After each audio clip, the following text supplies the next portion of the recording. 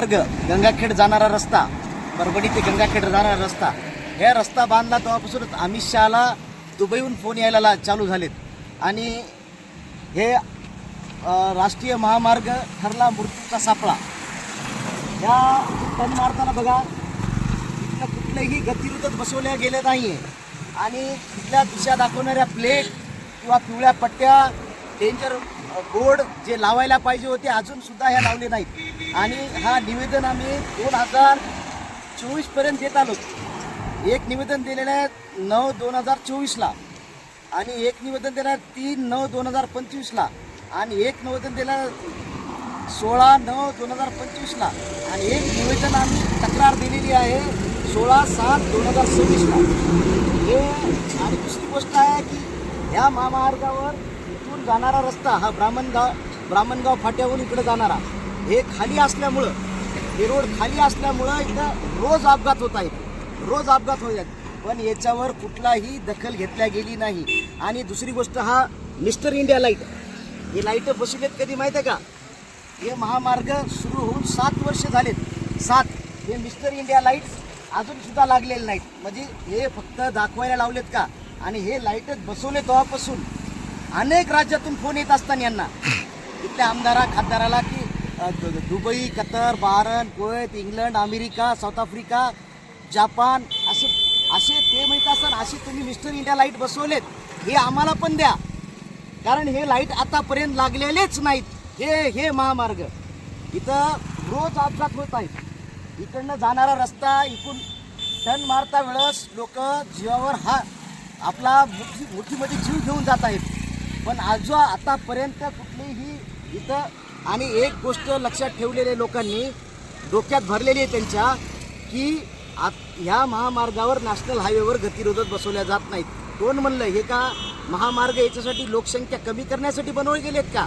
पहिली गोष्ट. आणि करायला गेल्यावर काही होतंय, प्रबलाचे गतिरोधक सुद्धा बसवले जातात. नटबोल्टातून ते खंबे बसवलेत ना, तसे का बसवले जात नाही तिथं गतिरोधक? ह्या लोकांना मारण्यासाठी आज आमच्या गावातली ब्राह्मणगावच्या अनेक लोकांचा जीव गेलेला आहे. अनेक इथं जाणारा रस्ता सोन्ना आहे, मांडाखळी आहे, बाबळगाव आहे, अनेक ह्या रस्त्यावर लोक जात आहेत हातावर जीव घेऊन. आणि टर्न मारता वेळेस ते बघा, ते दाखवायचं टर्न मारता वेळेस 15 मिनिट 10 मिनिट त्यांना थांबावं लागते. आणि अनेक ॲक्सिडेंट होत आहेत. बरं, आतापर्यंत कुणीही दखल घेतली नाही. हे इंडिया, हे आम्ही दाखवतो ना तुम्ही की आमची रोड बनवण्याची एवढी हे, आम्हाला इथून फोन यायले, तिथून फोन यायले.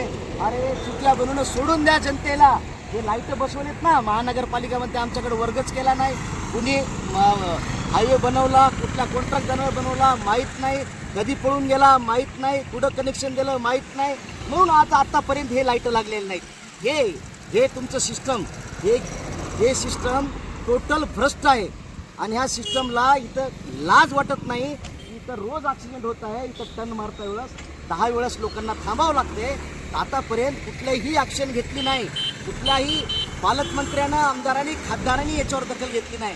दखल का घेतली नाही? की हे लोक पण असे आहेत की त्याला वाटते इथं मेला माणूस, इथं ॲक्सिडेंट झाला तर मग त्याच्या नशिबात तेवढा होतं काय, की त्याच्या नशिबात तेवढं जीवन होतं काय, की मग नशिबानं मेला. ह्या गोष्टी हे लोक आणि हे आमदार खासदार आतापर्यंत इथं कुणी बघायला तयार नाही.